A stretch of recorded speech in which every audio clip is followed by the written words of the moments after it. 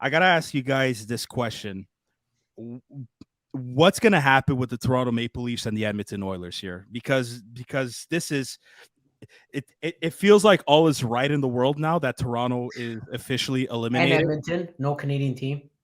No, But Joey. okay. I'm with you, Joey, and I'm with you, Chris. For me, I truly love Connor McDavid and Leon Draisaitl as hockey players. I really do. They're the best at their craft, and they're so fucking good. But my God, like, I could they have a fucking goalie, or can they have defense, please? Okay, so we're starting with the Edmonton Las Vegas. Let's go with Edmonton, Las Vegas. Yeah, Let's go with that. they did well in getting Ekholm from Nashville, which I thought was a great pickup. But again, the goaltending and the way they structure for defense, it's just they can't figure it out. When they were having a 2-1 lead in Game 6, was it? Yes. Everyone knew that got them eliminated. And I think even analysts that I follow, like Eric Angles, they said, they can't hold this lead because they've never been that team. But again, you can't just outscore everybody. You need a balance of both, and they cannot figure out the defensive part of it. I truly feel bad for McDavid and Draisaitl, but they cannot figure it out. How do we get a goalie from waivers? Montembeault, which is doing well. I know we'll get to that. How do we get a goalie that is better than their starters off of waivers? How do we have 3 goalies that are better than they do? I think Stuart Skinner, we forget that he's a rookie, right? But they got Jack Campbell. Calder nominee as well. Is he a Calder nominee? He is a Calder nominee. So you know what? So maybe they found their guy, but it's just we're so wrapped up in like, my God, okay, it's McDavid and Draisaitl's turn now that like they're too top heavy. I feel like it's the same for Toronto, but I'm not going to talk about Toronto just yet. You talk about their defense, Joey. The Capitals, Sam. It took Ovechkin how many years? Ovechkin won his cup at the age of 32. Offense. Yes. Yeah, they were high-powered offense. Every time they got the playoffs, just goaltending. Well, even they have better goaltending than with Holtby. Holtby was outstanding when they won. Yeah, but before that, they had goaltending just structurally, defensively. They couldn't. Even their forwards coming back on defense. They had to get rid of Carl Alzner first. That's why. And obviously we took them. They could not figure it out. The year Ovechkin in that playoffs, everybody sacrificed and did what they needed to do to win. Even Ovechkin playing defense. That's what I think Edmonton have not figured out yet. Really, they have. Who's their number one on defense? Who's number one? John Carlson? No, I'm talking about Edmonton. Sorry, Edmonton. Oh, who's the number one defenseman? I would have said Nurse or Ekholm. Is Darnell Nurse really a number one defenseman? Yeah, I would say on any contending team? Darnell Nurse a number one? I like him, but I don't like him as my number one. No, for sure not. And this is where they have the issue. Yeah. But every year they drafted high. They went with best, and I don't fault them the way they draft. I know it looks bad because they haven't won a cup. Every year they've drafted high, whether it's first or top 5. They took best player available, and at those spots, I'm pretty sure the best players or around them were forwards and not defensemen. So they went best player available strategy. Clearly, their best young defenseman is Evan Bouchard, who had an excellent playoffs. He had an excellent playoffs. Yeah, he put up how many points here? I have it written down here. Hold on. I feel bad about Brett Kulak. 17 points. But dude, Brett Kulak, Cody Ceci, who else after that? Evan Bouchard. It's Evan Bouchard, Matthias Ekholm, and Darnell Nurse. Matthias Ekholm on a Stanley Cup final Nashville Predators team was number 4.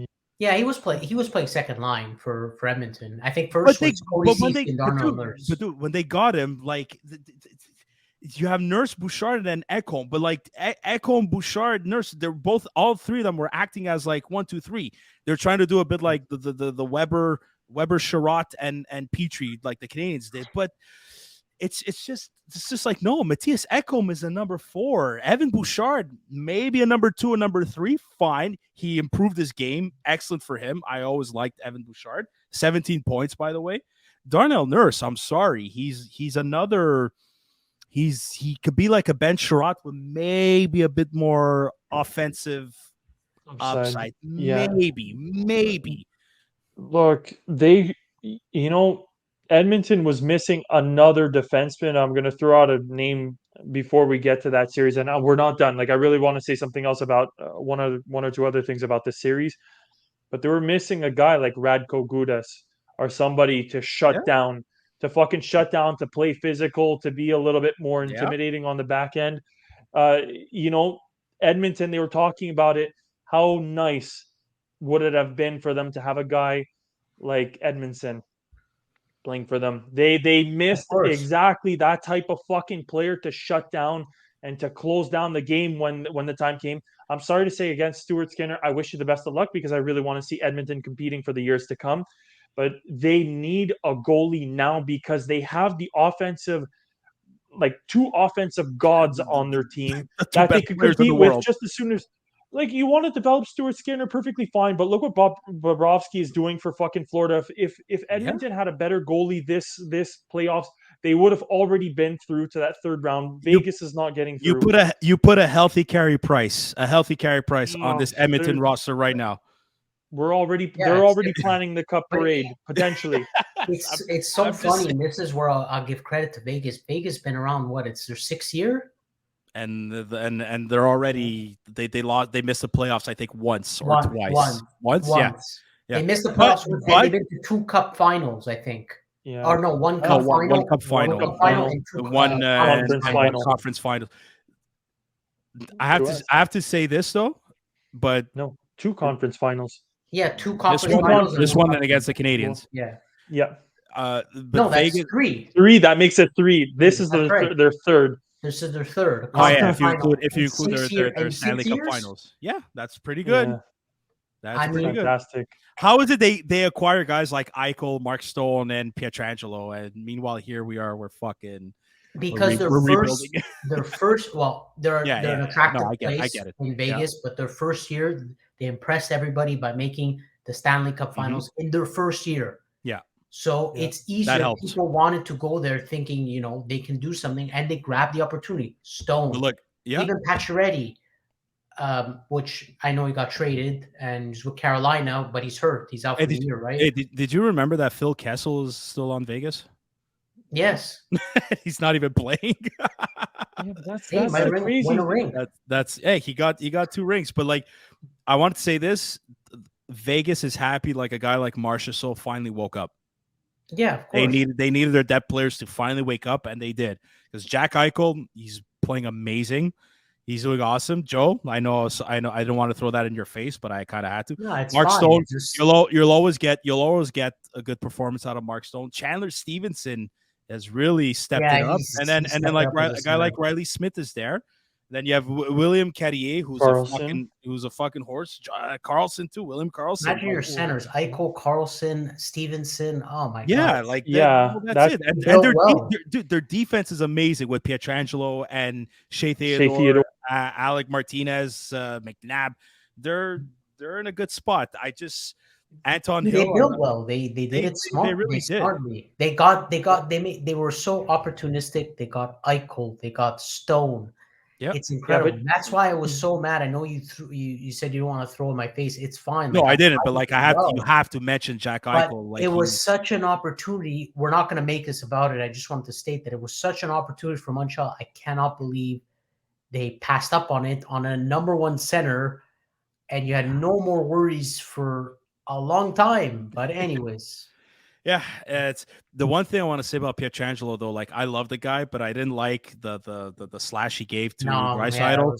It merited a 1-game suspension.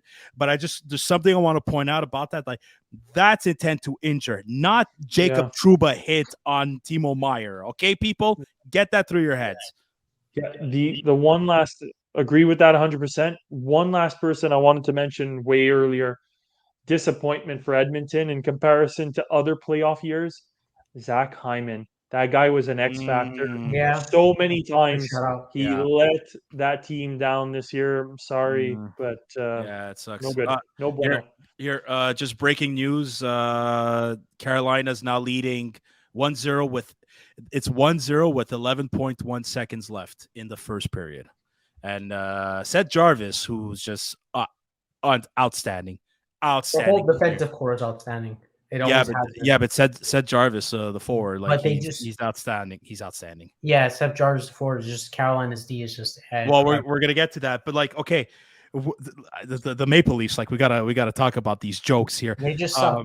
They suck. There's nothing more to say. Matthews at 0 goals. But listen, but dude, is I calculated amongst them all the five guys, the five core. I'm not including Ryan O'Reilly.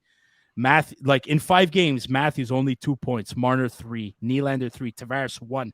Ryan O'Reilly has the most points in 5 games amongst those, with 4. Okay, I'm talking about the second round series. Chris, you mentioned Bobrovsky, you mentioned Gudas. Those 2 guys did their jobs. I want to mention other players though.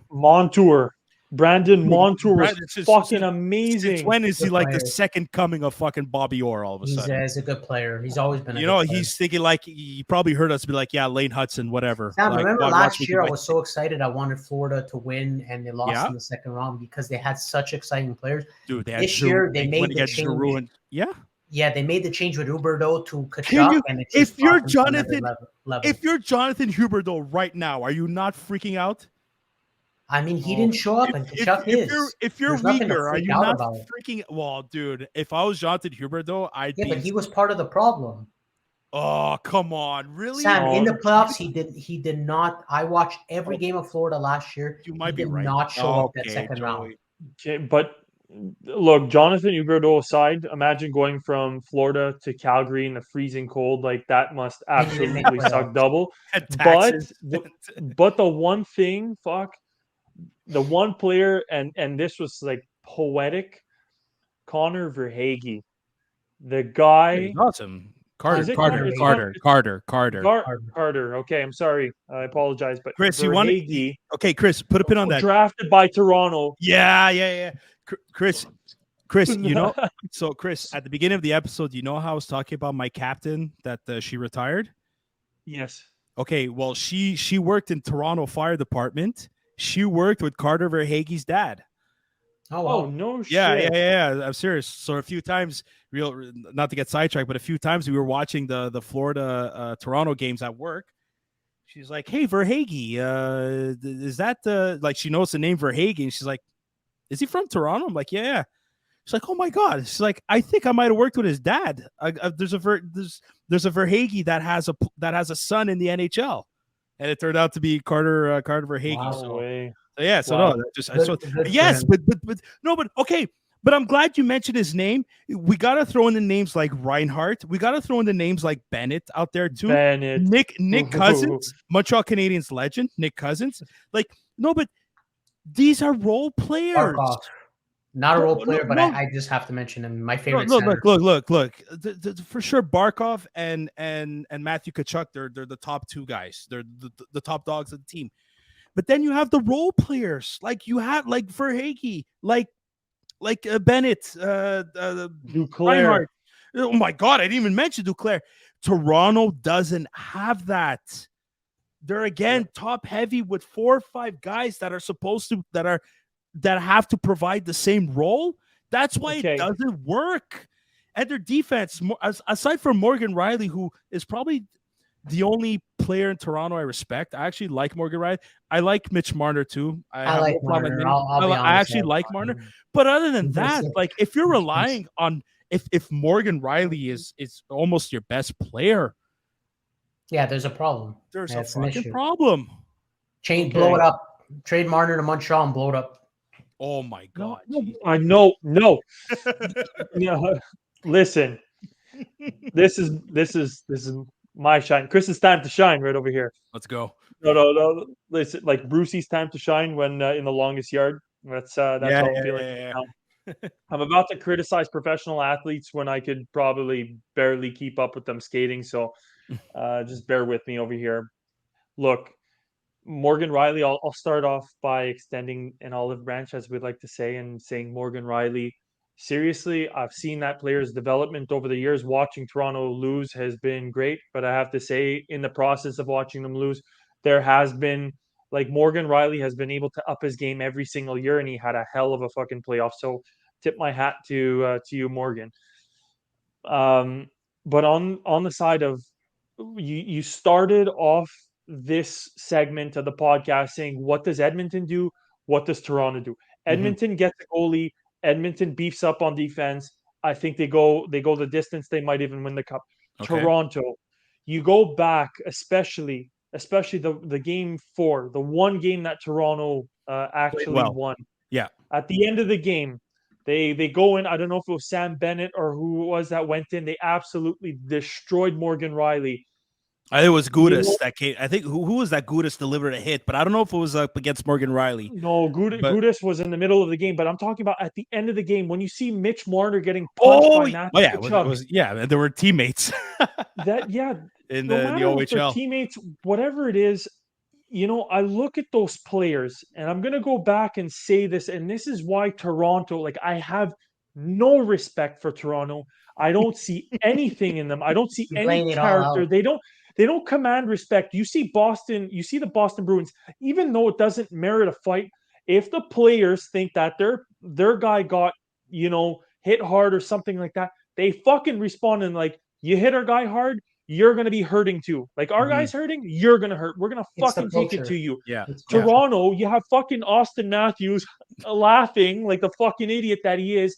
He starts shit and then he fucking doesn't respond. 6'3", my fucking size, drops the gloves once and gets and barely by choice. Like, I think the glove might have fallen off. I loved when Stamkos beat the shit out of him. When Stamkos beat the shit out of him. No, I know. Marner and Matthews, the two guys. Let's look. Tavares is getting a little bit old. Nylander, I have to say, another guy that's half decent in the playoffs. Yeah, they shit on Nylander all the time. He was their best forward. Yeah, the two money makers, Marner's and Matthew. You do not build a team around fucking, I'm sorry to say, but a pussy player like that. And to your point, Joey, you want to talk about a guy like Jonathan Huberdeau versus a Matthew Tkachuk. Matthew Tkachuk is a player that I fear in the playoffs because he fucking brings it. He's got your head that's going to be kept up. If you manage to bully and beat down on a player like Huberdeau, like fucking Matthews, some of them, don't get me wrong, some of them, they might have good games. They might find a way around you. They might be able to perform. But the difference, like, I'll leave it off on this. I never, ever want to hear the fucking comparison by these morons at Sportsnet or TSN comparing Matthews and McDavid. Because even though there's players that are looking to smash McDavid every single fucking shift, this guy is untouchable. Matthews, a pussy fucking bitch who disappears every fucking playoffs. Every time it gets tough, MIA. Same thing for Marner, and they'll never win with these bitches. You want to fucking, my opinion, Dubas or whoever's going to be directing the fucking show over there in Toronto, get some character players. Sam, cut this section when. Well, listen, I think Chris needs a 2-minute fresh air. I truly think. Sam, when we do our shorts on YouTube, you should put this segment just like a solo. This is automatically going up. But I agree with McDavid. I feel so bad. The guy had 20 points and, like, he's just out because they can't keep a puck. But for Toronto, their best players just didn't perform. They didn't show Florida up. was all over them, and Tkachuk was like. He was just a monster. Top guys were Bobrovsky too. Was outstanding. Yeah, he was, and I'll give it to him. But Tkachuk was a monster. First thing I actually thought of was, look, I always put in Montreal. It's a Montreal podcast. If there's one thing I want to see on Montreal is a 100-point player. I'm dying to see this. And the fact that Florida traded one. Just for another one. It's crazy. Yeah. It's insane. No, I know. And my God, to me, I don't think the Leafs are going to get rid of Sheldon Keefe because I think they're going to do the same. They're going to do the same thing with Cooper from Tampa. Like, Tampa Bay was patient with John Cooper, and they ended up getting the results. Now, I'm not saying that keeping Sheldon Keefe will eventually lead the Toronto Maple Leafs to winning the Stanley Cup. But part of me thinks he might be the problem. I think they just need a different coach. but I think it is a culture problem. I think Chris, they need to sacrifice for each other. I'm gonna say it less vulgar than Chris was, but yeah, when shit hits the fan in Toronto, when things get rough and physical, Marner's and Matthews disappear. They did the exact same thing against the Canadians. The exact same thing. And the reason why they beat Tampa Bay is, once again, Tampa Bay did not bring their physical game to them. And also Montreal thought ahead with their high IQ, sending Nick Cousins to Florida, eventually getting there. Well, listen, oh my God, that was just awesome. But that was just epic.